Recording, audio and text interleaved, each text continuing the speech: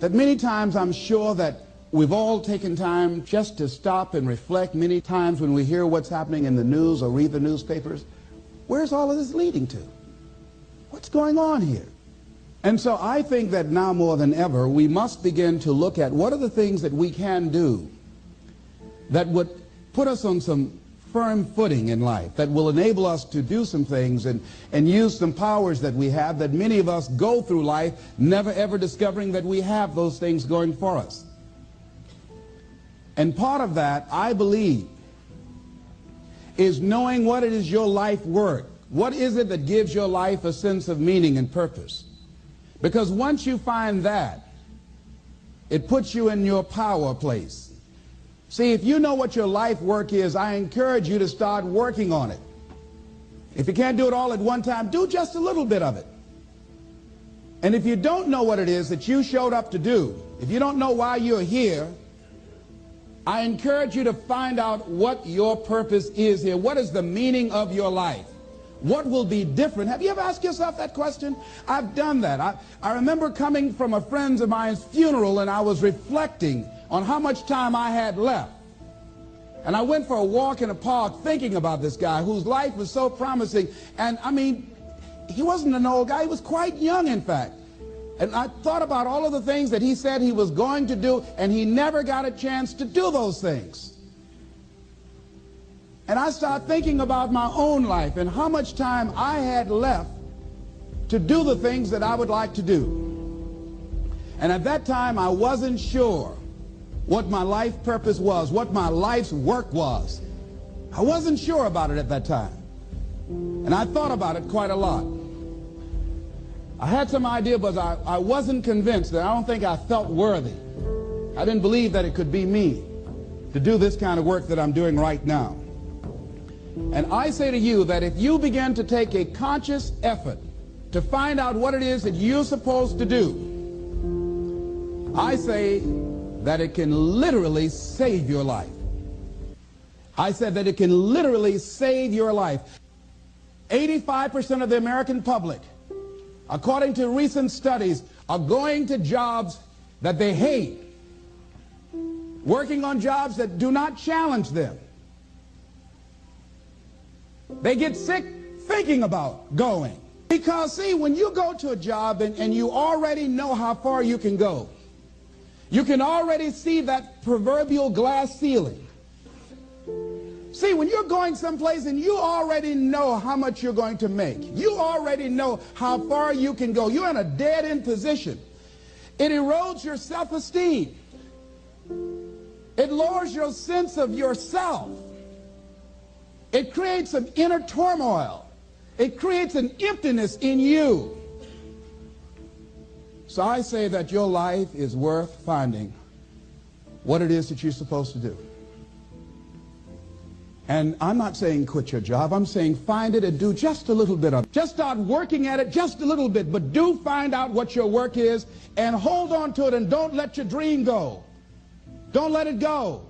See, and here's something else I want you to begin to look at. Why is it that most people don't pursue their dreams or don't do better than what they're doing if they're capable of doing it?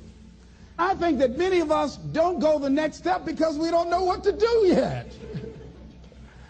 And I say that the reason that we don't even explore the possibility of what to do is because subconsciously we don't believe that it can happen for us, and we don't believe that we deserve it. So here's what I'm suggesting. How much time do you spend working on you? How much time do you spend every day working on your dream? In the last 90 days, how many books have you read? In the last year, what new skill or knowledge have you acquired? What kind of investment have you made in you?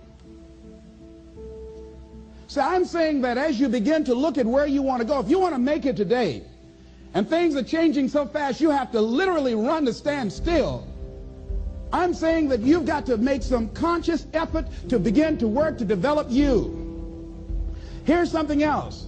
Most people are not living their dreams because of fear, ladies and gentlemen.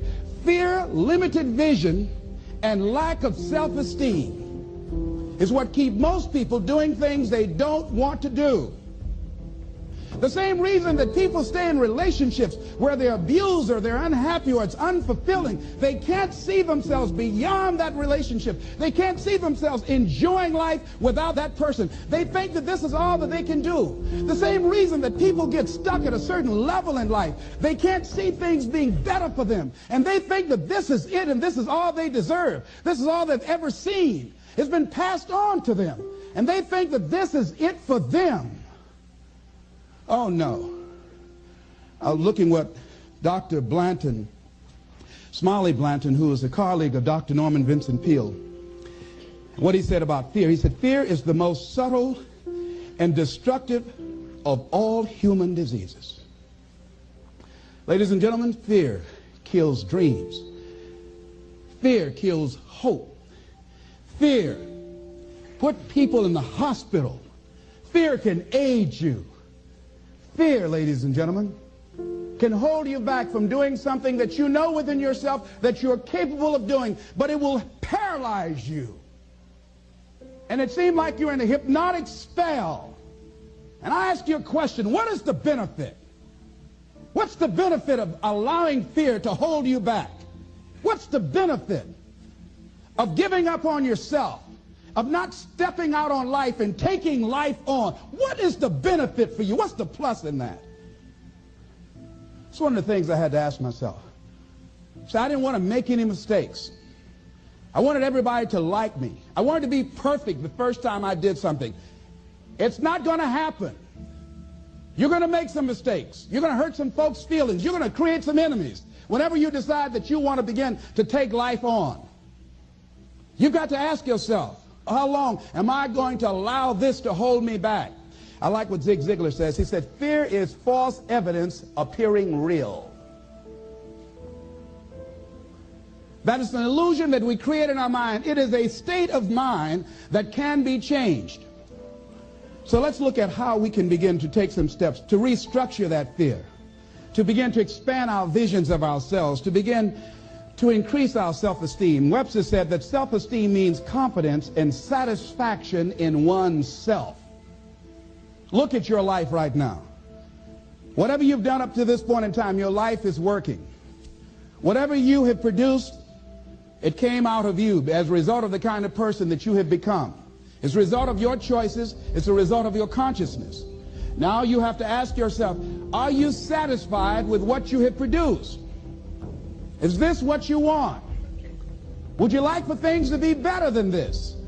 Do you believe that you deserve better than this? Or are you content? This is it. You don't have to do anything else. That you've already resigned yourself in life and say, well, I'm happy. I'm not starving like the people in Calcutta. Are you allowing yourself to get off the hook like that? Or do you believe somewhere in the back of your mind or in your heart that there's some other great work for you to do? There's something else that life has for you. And that's why you're here. How do we handle this fear factor? How do we increase our self-esteem? You have to begin to fortify yourself. How do we do that? I believe that you have to begin to consciously monitor your inner conversation and start talking to yourself. Start building yourself up. Sometimes the only good things you will hear about you are the things that you say to you. So I'm saying learn to be your own booster. Start building yourself up. Start encouraging yourself. Start saying, I can do this. I can make this happen. When I started thinking about becoming a speaker, I said, yes, I can do this. I can make this happen. When I start trying to convince myself I can be a businessman after flopping and failing and losing thousands of dollars and feeling stupid and dumb and having people take advantage of me because of what I didn't know, I had to talk to myself because people were saying to me that I was dumb. And somewhere in the back of my mind, I was saying, you're right. Look at what I've done. I had to say, no, Les. Hey, come on, man. Get yourself together. You can handle this. You just haven't figured it out yet. It's all right. This is your training period. This is the tuition you have to pay for what you don't know. You can do this. Other people have done it. It doesn't take an Einstein. Get you some people that can teach you some stuff that you don't know. Get you some people that have done it successfully and learn from them. Take some seminars, workshops, read some books on how to manage a business. Change the way you see yourself and begin to tend to the personal details. Understand that nobody's going to take care of your business better than you. And when I start changing that kind of mindset of beating myself up because of my mistakes and start looking at the possibility of my doing better, of my making the adjustment that would enable me to do what I want to do successfully, things begin to change. And I say, stop beating up on yourself. You do it. I know you do it. I've done it. It's a natural inclination for us to put ourselves down. See, we are born negative, I think, in a negative consciousness because we live in a negative world. Here's some other things, ladies and gentlemen. Begin to guard your mind against negative programming, like turn off the television. Don't watch the news. So you've got to guard the kinds of things that you put in your mind. See, if you don't program your mind will be programmed, because human beings are goal-oriented. That's why we die of broken hearts early. That's why we're running through life to early grades. We're going through life, ladies and gentlemen, and I think that Henry David Thoreau said that most men live in quiet desperation. Most of us go through life running scared. So we created this in our minds, false evidence appearing real. We made it real in our minds. That's why Churchill said there's nothing to fear but fear itself. That's the destructive monster. So turn off things that can contribute to your fear. Turn a deaf ear to people that all they can do is talk about how negative things are because they have bought into the consciousness of the world. Start attending workshops, seminars, listening to tapes on a daily basis to begin to recondition your mind, to retrain your thinking. Faith comes by what? Hearing and hearing and hearing. Listen to things that can empower you, that can enable you to create a new reality for yourself, in a new life for yourself. You might appear to be strange around most people. You know, most people think you're strange if you're happy today. See, these people have not found their purpose in life. That's why they're grumpy. That's why they're miserable. That's why they're so negative. They're hurting and they want to hurt other people. So start practicing using programs for your mind. Seminars, books, workshops. Keep a journal. Record your thoughts. What's happening with you? Every day when you get up, have a journal near you. See, ladies and gentlemen, we get 3 to 4 thoughts a year that if we would act on those thoughts, they could change our life. What idea are you sitting on? Write your ideas down. And then, once you get that idea, take the leap. Take the leap. See, it's out here in the universe. If you don't take the plunge, I guarantee you, somebody else will. Take the plunge. Go into action. And ladies and gentlemen, you will be surprised at how things will come together. You'll be surprised. Now, you're going to have some difficult challenges.